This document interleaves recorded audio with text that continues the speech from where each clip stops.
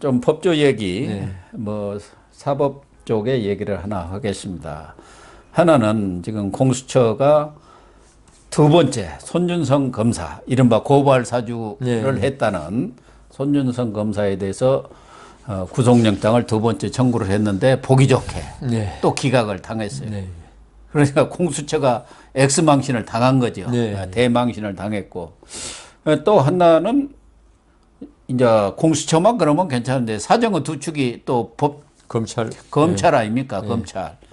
검찰은 뭐 25명인가 되는 검사들이 열심히 수사해가지고 박상도 전 국민의힘 네. 의원에 대한 구속영장을 청구를 했는데 여기 또 보기 좋게 또 기각됐죠. 기각됐어요. 네. 우선 공수처 이게 말이 됩니까? 전에도 체포영장에서 기각당했어요. 1호요. 또 1호 구속영장 기각당했어요. 그걸 보완한다 해갖고 뭐 한 30 며칠간 네, 35일 보완을 해서 7일인가 또 기각당해요. 또 이게 어떻게 된 겁니까? 저런 기관이 무슨 수사기관입니까? 그러니까 공수처에 대해서 저는 처음 한 몇 년 전에 그 만들 때부터 저는 공수처를 왜 만드냐고 날 이야기했었죠. 예, 그랬습니다. 그래서 정말 이거는 정권 호위체지. 예. 이거는 수사기관이 아니다. 그리고 공수처에 있는 그 차장이 여운국 차장인데 저도 뭐 알고 하는데 판사 출신이에요. 예. 수사를 경험해 본 적이 없는 사람입니다. 이게 지금 주인검사 예, 아닙니까? 그걸 가가지고 계속 이러고 있는데, 이게 더 의심받는 게 뭐 전주의 대변인의 이야기지만은 10월 18일 날 예. 더불어민주당에서 왜 손준성 구속하냐 하니까 20일 날 영장 청구했, 체포 영장 청구했어요. 그랬죠. 예. 그래 기각됐어요. 그래 23일 날 다시 구속영장 청구했어요. 기각됐죠. 그래 이번에 또 더불어민주당에서 20 며칠 날 또 방문했어요. 예. 왜 빨리 안 하냐고. 예. 그러니까 25일 날 또 청구했어요. 예. 그래가지고 이게 어떤 공수처의 어떤 수사의 결과물이 아니고 더불어민주당의 어떤 청부에 의해서 수사하는 기관이라는 느낌을 줄 수밖에 없는 거예요. 청부수사처입니까? 청부수사처죠. 그러니까 정권호위처, 청부수사처, 여운국은 뭐 더불어민주당 의원들입니까? 전심 약속이니까 전형 약속까지 한번 하고 예. 뭐 그럴 정도로 이게 지금 공수처가 이게 도대체 진짜 공수병이라는 거 알죠? 물만 보면 무서워하는 예. 병이라는 거 그런 데가 아닌가 할 정도로 그 무능한 기관이 돼버렸고요. 처음에는 이게 그 영장 청구할 때 그 손준성 검사에 대해서 이게 누가 이 그 고소장 문안을 만드는지 그것도 못 밝히고 예. 그냥 주장에 의해서만 이걸 영장을 청구했다고요. 성명불상이라고 예, 적었다면서요. 그러니까 누가 누군지는 모르지만 아니 이게 무슨 마약 사범은 그 마약 그 전달해 준 사람이 누군지 모를 때가 많아요. 예, 그 성명불상자가 동대문 앞 시장 앞에서 마약이 든 주사기 한 개를 주더라 이렇게 영장 청구할 수밖에 없어요. 그런데 여기서 지금 손준성 검사가 있던 그 대검 수사정책실인가요? 예, 그 압수수색도 하고 다 했잖아요. 그 이후에 물론 했지만, 예. 근데 그런 것도 안 하고 영장 청구를 처음에 했잖아요. 그러니까 얼마나 엉성해요, 그게. 그러니까 말만 가지고 영장 청구한 거거든요. 예. 조성은이 하고 이런 말만 가지고. 그러다 보면 영장 기각 당연했는데, 이번에는 이영 시엇인가, 이영 미음인가, 뭐 또 그 사람들이 작성했다고. 임모, 성모 예. 검사. 그 박지도 안 한, 그 누군지도 그 이름도 안 등이 밝히고. 붙어 있어요. 등이 등. 붙어. 그러니까 우리 그 판사들이, 영장 발부할 판사들이 보는 거는 이런 정도면 디지털 그 포렌식 하고 하면 누가 작성이 다 나오잖아요. 고발장을 작성한 사람이 예. 나와야 할 거 아니에요. 이름이 나와야지 기소를 하든지 말든지 할 건데 기소도 안 될 걸 지금 영장 청구한 거예요 지금. 그러니까 공수처가 수사의 ABC도 모르고 이 여운국 그 차장이 뭐 이게 판사를 떠난 지 오래돼서 그런지 이렇게 이게 그 범죄 사실에 구체적으로 특정 대학을 다 빠뜨리고 해버리니까 판사로서는 이거 가지고 어떻게 하란 말이냐 이거. 그래서 기각한 거고요. 그다음 실질적으로도 저번에 그 손준성 검사의 그 전화기 이런 거 하면서 법 절차에 어긋나게 했어요. 예. 그 압수수색 그걸 하면은 김웅 압수수색한 거기에- 것도 준항고 해갖고 예. 또 그렇게 그러니까 지금 인용이 됐잖아. 손준성도 지금 항고해 놓은 것 같더라고요. 예. 그런 식으로 압수수색 절차도 완전히 형사소송법에 어긋나게 하고 이러니까 기각될 수밖에 없고 저는 곽상도에 대해서는 조금 다르게 생각하는 면이 있습니다. 이 곽상도의 50억 사건이 있죠. 예. 이거는 제대로 수사하면요. 이게 저까지 가요. 저 위에까지. 다 나오죠. 예, 그러니까 그리고 곽상도 이걸 수사하면은 그 돈의 출처 어디로 자금 갔냐? 추적하면 다 나오죠. 다 나오거든요. 그래서 검찰에서 있죠. 누구를 보호하기 위해서 일부러 이 수사를 더 이상 안 하고 영장을 청구하는 거죠. 예. 그게 될 수가 있나요? 이게 지금 뭐냐 하면은 뭐 직권남용인가 뭐 뇌물인가 뭐 배임수재 참 예. 뭐 이런 걸로 돼 있는데 배임수재란 게 있죠. 예. 이 그 곽상도가 돈을 받아가지고 전달해주고 뭐 누가 청탁하고 이게 나와야 될 거 아닙니까? 예. 청탁의 명목으로 돈 받은 게 아닙니까? 그런데 이게 돈 어디 가고가 좀 나와야 되는데 예. 그걸 조사할 수가 없어요 지금. 예. 조사하면 큰일 나거든요. 예. 그래서 곽상도 이 영장은 기각하게 만들었다.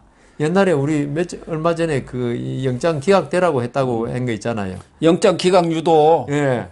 그거 같이 김만배 김만배 할 때 그랬죠. 그때도 엉터리로 하고 그게 지금 김만배도 영장 청구를 그렇게 하고 기각되게 만든 게 이게 이번에 곽상도를 보니까 있죠. 예. 이게 누구한테까지 이게 가면 안 된다. 수사의 이 칼끝이 향하면 안 된다. 그러니까 이재명한테는 그 앞에서 딱 잘라야 지금 되니까. 잘라야 하니까. 이걸 수사를 갖다가 이게 곽상도를 정말 구속시키고 싶었으면 예. 곽상도를 상대로 해가지고 이 돈이 어디 가고 누구한테 부탁하고 이게 다 나와야 돼요. 예.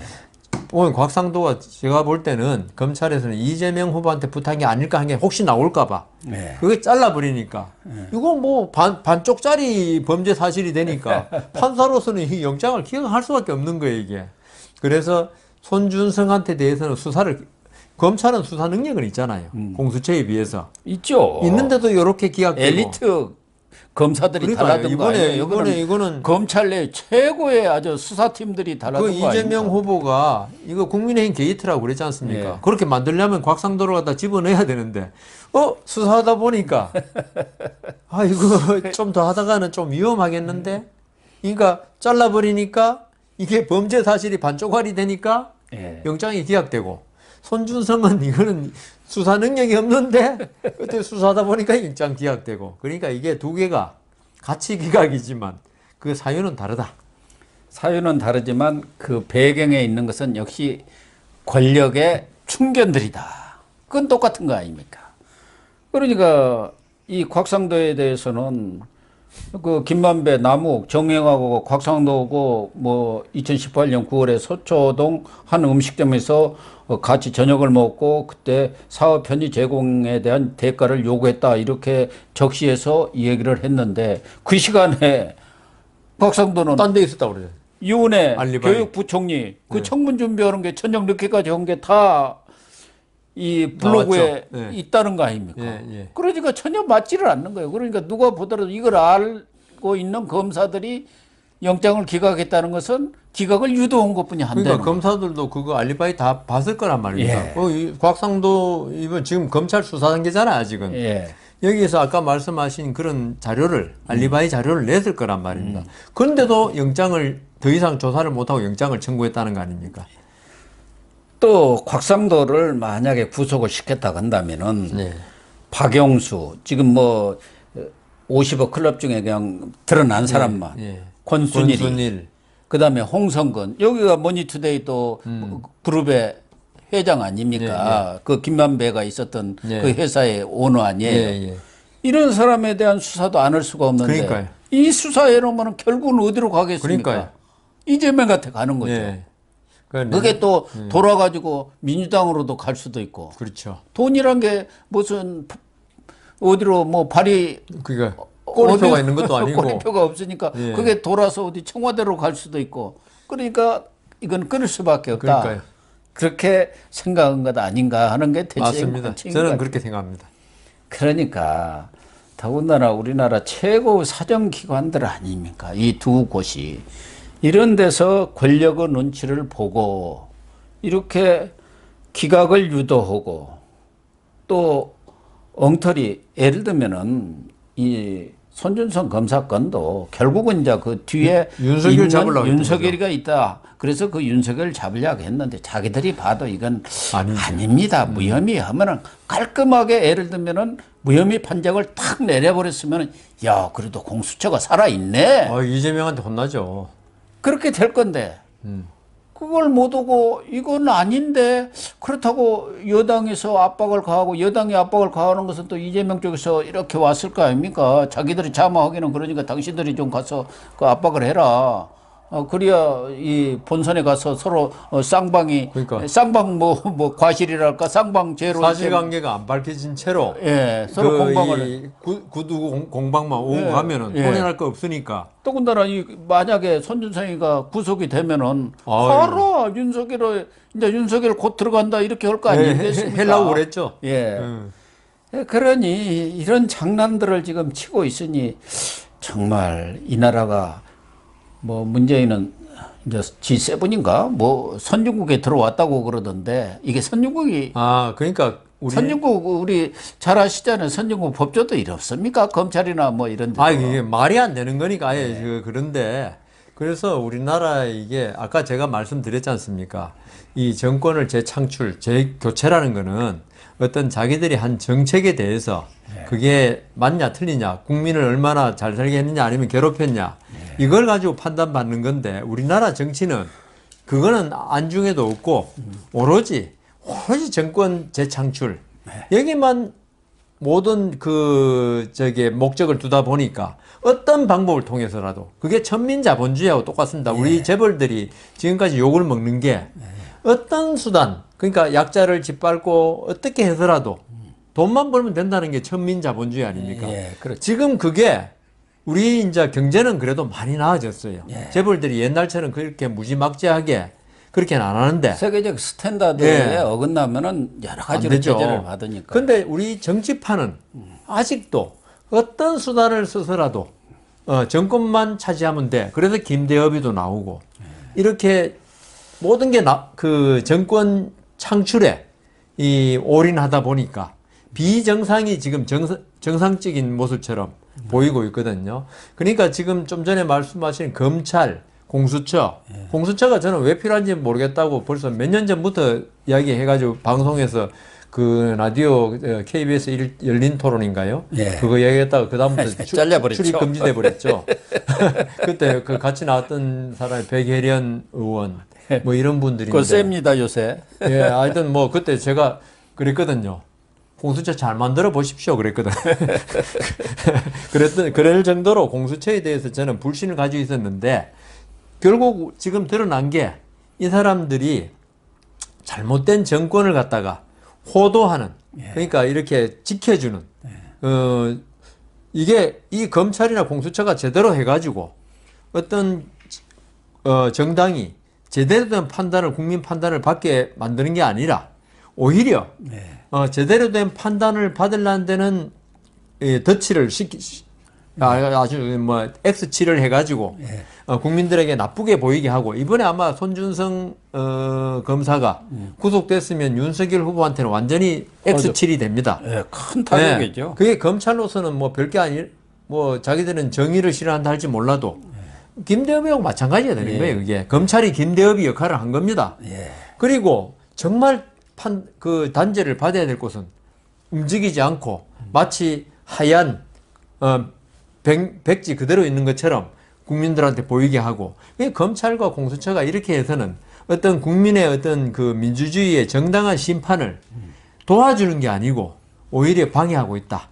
여기에 대해서 그 우리 사법부는 지금은 사법부는 아니고 하여튼 사법기관이 추미애 장관이 검찰 개혁 그렇게 부르짖었는데, 우리 검찰은 조국, 추미애, 박범계를 거치면서 우리 검찰은 오히려 50년대 백골부대가 막 준동하고 하는 시절로 지금 후퇴하고 있다. 그런 생각합니다.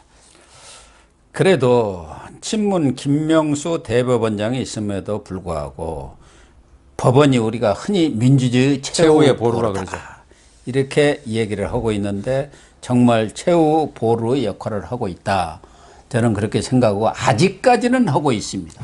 그러나 못 믿어도 이재명 정권이 만약 들어선다면은 지금 사법개혁을 하겠다고 해야 한다고 주장하고 있는 게 지금 그쪽 사람들 아닙니까? 민주당 그 이재명 세력들 아닙니까? 그 사법개혁이라는 게 뭐겠습니까? 자기 말 잘 듣는 그렇게 만들겠다는 거 아닙니까? 뭐 검찰이나 선관이나 뭐 이런 것처럼 저 헌재 가치로 그렇게 되면은 이 민주주의 최후 보루마저도 무너질 수밖에 없는 거 아닌가? 이 독재 국가로 가는 과정이 그렇습니다. 정치가 선거가 이게 완전히 왜곡되고 그래서 국민 민의가 제대로 반영이 안 되고 그 국회의원이나 대통령 뽑는데 그다음 그런 사람이 집권을 하면은 우선 행정부와 검찰을 자기 편으로 만들고 그다음 언론을 개혁이라는 명분으로 가짜 뉴스 이런 걸 통해서 언론들을 갖다가 잡아놓고 하고 그다음 사법부를 자기 편으로 완전히 갈아버려요. 지금 터키도 그랬고 동구에 지금 폴란드 이런 데 지금 그런 과정으로 다 가고 있습니다. 우리도 지금 사법부 이전까지는 그 언론까지는 지금 다 와 있어요. 네, 지금 와 있고 사법부만 남았는데 사법부도 최순회부는 조금 그런 대로 많이 갈려버렸죠. 그렇지만 이제 1심 법관들, 2심 법관들이 아직까지는 그 국권이 지키고 있으니까 그나마 지금 버티고 있는데 이 민주주의에 대한 관념이 희박한 그래서 저는 이재명 후보가 사법시험 합격은 했는데 과연 헌법 공부를 제대로 하고 있는가 저는 모든 법조인들 특히 정치에 진출하는 법조인들은 헌법을 갖다 공부를 많이 한다고 생각합니다. 헌법 정신이 뭐냐? 우리 헌법 정신이 그냥 그 문자뿐인 법에 의한 지배, 법의 지배 이게 아니다. 정말 국민들의 민의가 제대로 반영되는 그리고 국민이 자기 인권이 존중받는 인권이 그런 사회를 만들어야 되는 그게 헌법 정신이거든요. 그래서 우리 그 법 이번에도 뭐 전부 다 법조인이 지금 그 대통령 후보가 됐는데 좀 헌법 정신에 투철한 법조인이 됐으면 좋겠다. 저도 공감을 표시를 합니다. 네, 시청자 여러분, 오늘 방송은 여기서 마치도록 하겠습니다. 시청해 주셔서 감사합니다.